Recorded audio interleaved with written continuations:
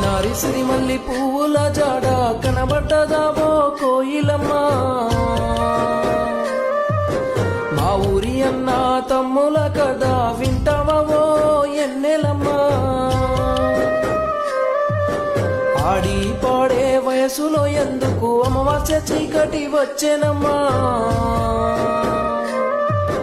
అమ్మా లక్ష్మికి నాన్న యాదగిరికి దూరమయ్యి మీరు ఎల్లినరా.